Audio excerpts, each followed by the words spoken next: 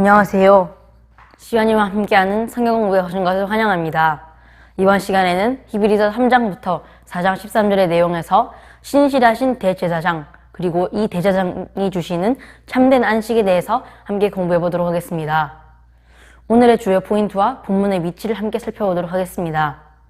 첫 번째 주요 포인트는 신실하신 대제사장 그리스도라는 것입니다. 예수님께서는 하나님의 약속을 모두 신실하게 이행하셨고 또 하나님께서 주실 영원한 안식을 결국에 마침내 가져오실 것입니다. 또 두 번째로는 이스라엘이 들어가는 데 실패한 안식입니다. 출애굽 1세대들은 하나님께서 주시는 기적들과 수많은 기적들을 체험했음에도 불구하고 그들은 가나안 안식에 들어가지 못하는 그런 실패를 보였습니다.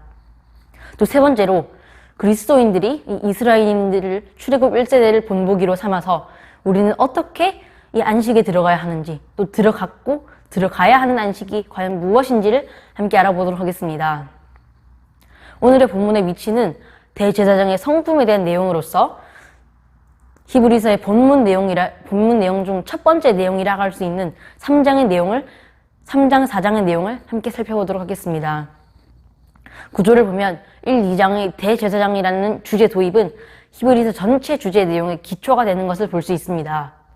또 그 결과로서 대제사장의 자비하심과 신실하심이라는 결과가 나오고 이에 대해 3장, 4장에서는 영원한 대제사장 예수님의 성품에 대해서 확장적인 부연 설명하는 내용으로서 그 중에서도 본문의 3장 1절부터 6절에서 대제사장의 신실하심에 대해서 설명을 하고 3장 7절부터 4장 13절까지는 적용적인 권면, 견고의 내용을 합니다.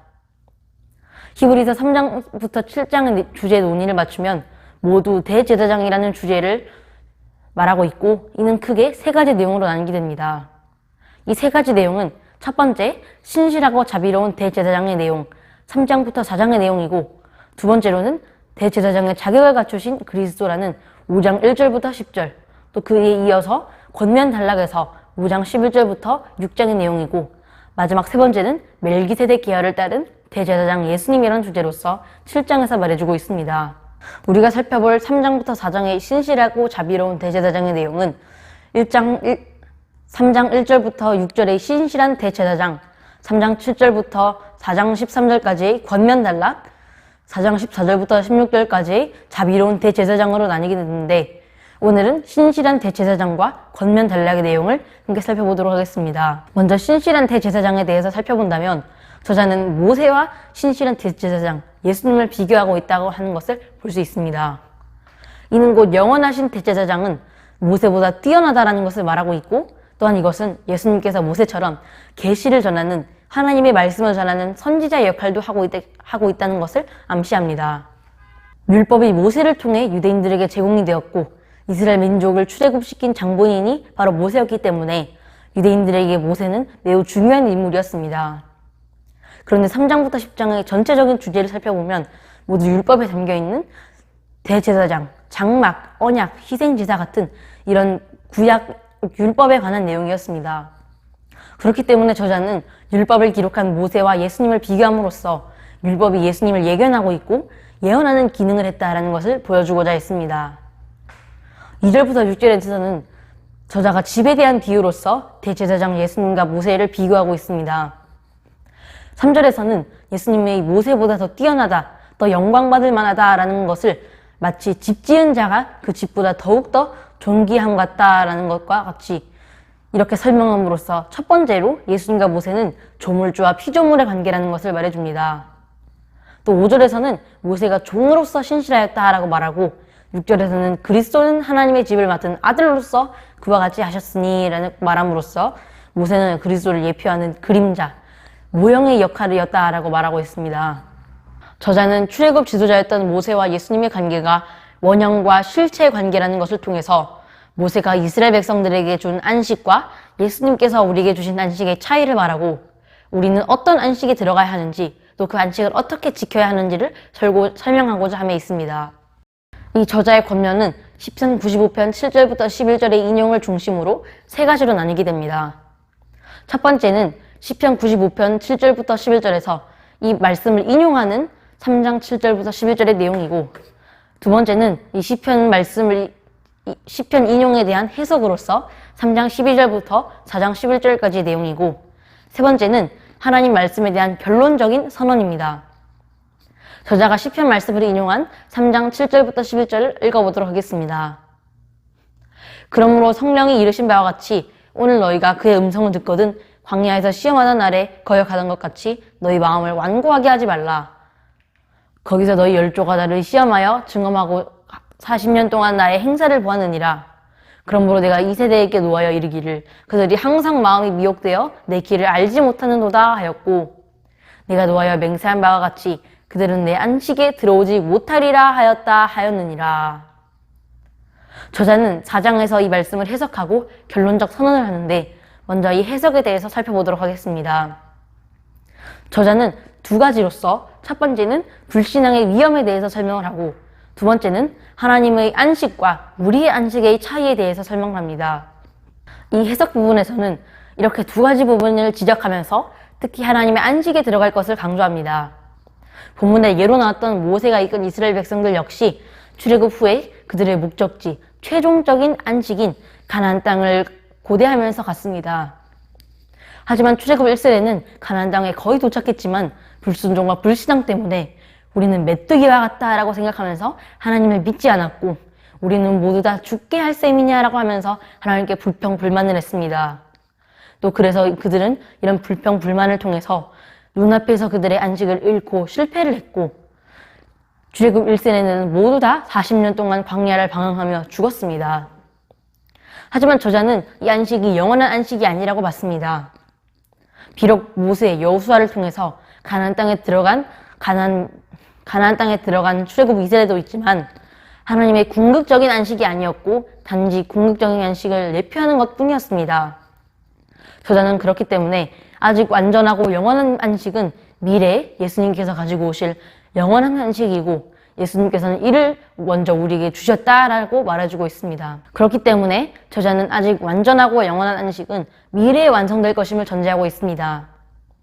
하지만 3절에서는 이미 믿는 우리들은 저 안식에 들어가는도다 라고 했기 때문에 이렇게 선언을 통해서 한 번 구원받은 사람은 하나님께서 영원히 구원하실 것이기 때문에 영원히 안식을 누리고 있다는 것을 말해주고 있고, 우리도 이 땅에서 예수님께서 초림을 통해서 가져오신 안식을 이미 누리고 있고, 완전한 안식은 아니지만 곧 올 영원한 안식은 우리는 이미 알고 있기 때문에, 올 것을 확신하고 있기 때문에 우리는 저 영원한 안식을 바라보면서 나가는 순례자처럼 살아가야 한다라는 사실을 저자는 여기서 강조해주고 있습니다.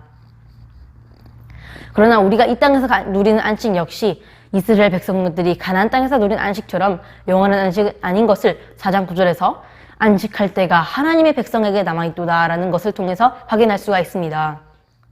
이를 통해서 우리는 본문에 나타난 현재적인 종말론과 미래적인 종말론 사이에서 우리는 항상 긴장의 끈을 놓치면 안 되고, 끝까지 긴장함을 통해서 앞으로 완성될 안식을 기대하면서 출애굽 백성들이 출애굽 후에 가나안 땅을 바라보면서 나아가는 것처럼 우리 저 완전한 안식을 바라보면서 나가야 할 것입니다.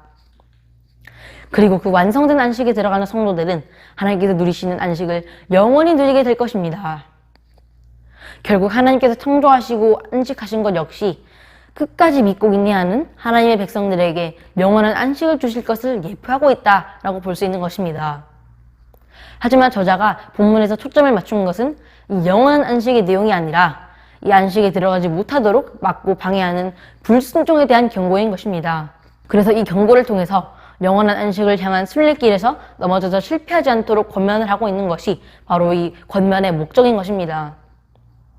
4장 1절부터 11절에서는 창조 때와 안식, 가나안 땅의 안식과 이 사이의 관계를 보여주면서, 또 여기서 더 나아가서 그리스도인이 누리는, 또 누릴 안식은, 구원의 안식은 무엇인지를 이 세 가지의 관계를 보여주고 있습니다. 히브리서 4장 3절에서는 이미 믿는 우리들은 저 안식에 들어가는 도다라고 저자는 선언을 하고 있습니다. 저자는 수신자들을 이미 믿는 우리들이다라고 소개를 하면서 그들은 복음에 대해서 이미 반응했던 사람이었고, 즉 그들은 출애굽 백성들과 달리 그 안식에 들어가고 있는 백성이다라는 것을 말해주고 있습니다.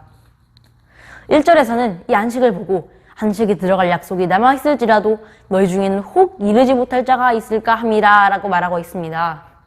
그렇기 때문에 저자는 우리가 이미 그 안식에 들어갔지만 이 안식 역시 가나안 땅에서 누렸던 안식처럼 영원한 안식이 아니기 때문에 우리는 저 영원한 안식을 위해서 긴장을 놓치면 안 된다라는 것을 계속해서 말해주고 있는 것입니다. 그렇다면 이 안식은 도대체 무엇인가에 대해서 질문을 해볼 수가 있습니다. 저자는 이 안식이 세상을 창조할 때부터 이루어졌느니라 라고 말합니다. 달리 말하자면 세상이 창조될 때부터 하나님께서는 이 안식을 계획하셨고 모든 일을 끝내셨다라는 것입니다. 이 말이 무엇인지를 4절에서 자세히 확인할 수가 있습니다.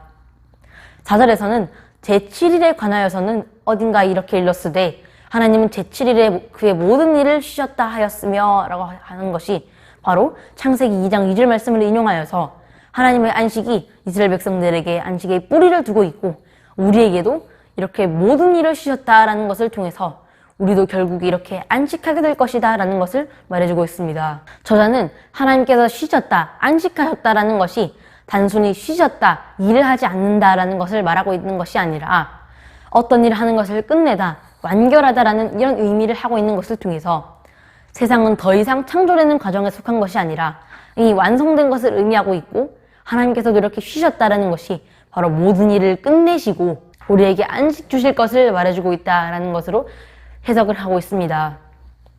그렇기 때문에 이 일곱째 날의 하나님의 안식은 모든 창조의 완결을 의미한다라고 볼 수 있습니다. 그래서 저자는 이 점을 통해서 율법에서 말하는 여섯째 날 안식일과 일곱째 날을 분명히 차이를 두고 있습니다.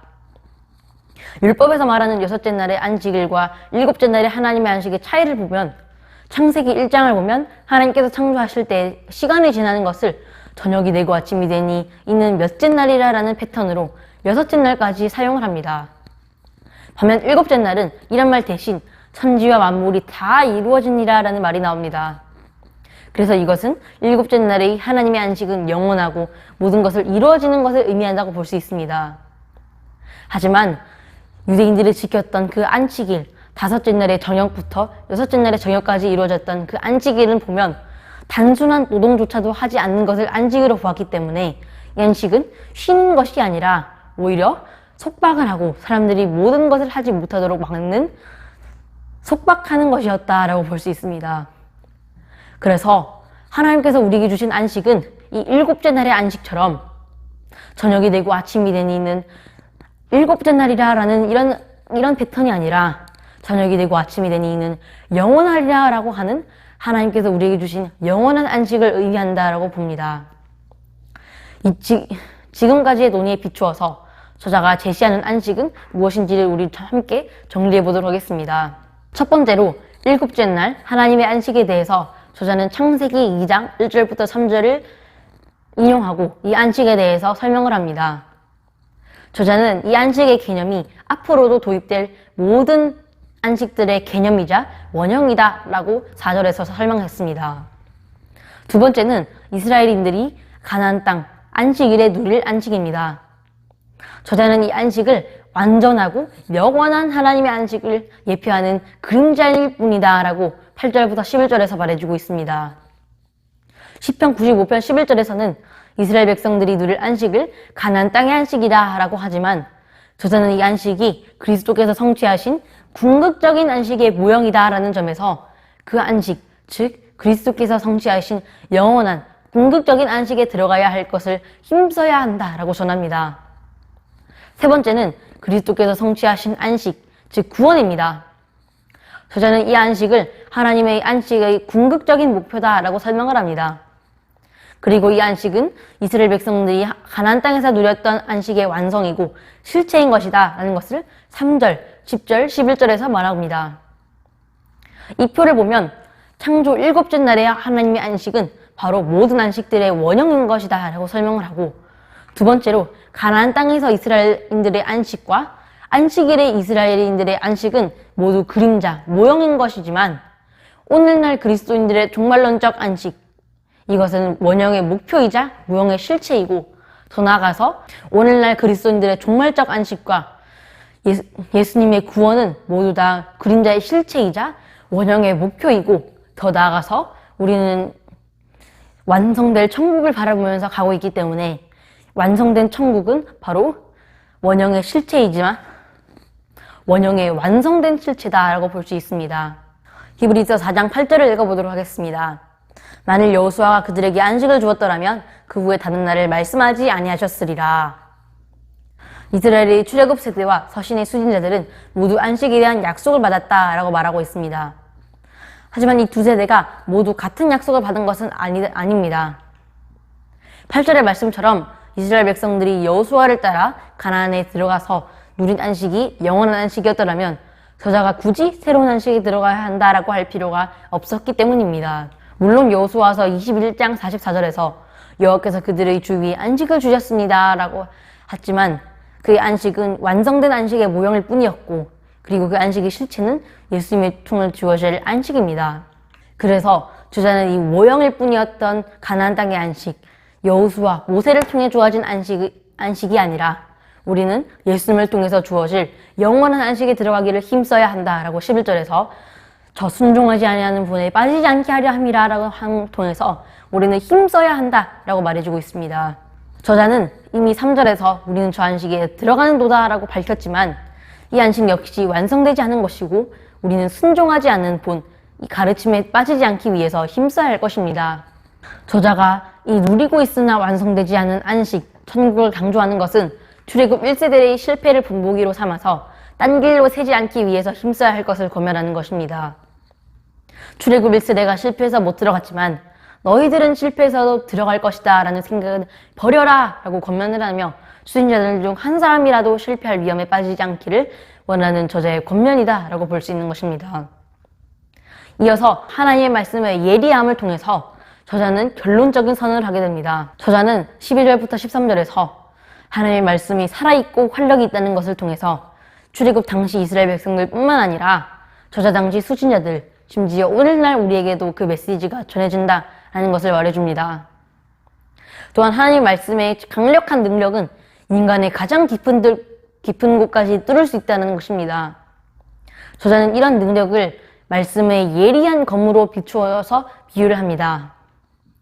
이 검이 자르는 역할을 하는 것이 아니라 찌르는 역할을 한다는 점에서 하나님의 말씀의 역할이 13절처럼 모든 것을 찔러 쪼개 하나님 앞에서 벌거벗은 것처럼 되게 하는 것이다 라고 설명을 합니다. 특히 하나님의 말씀이 꿰뚫는 대상이 혼과 영과 관절과 골수다 라고 설명을 합니다.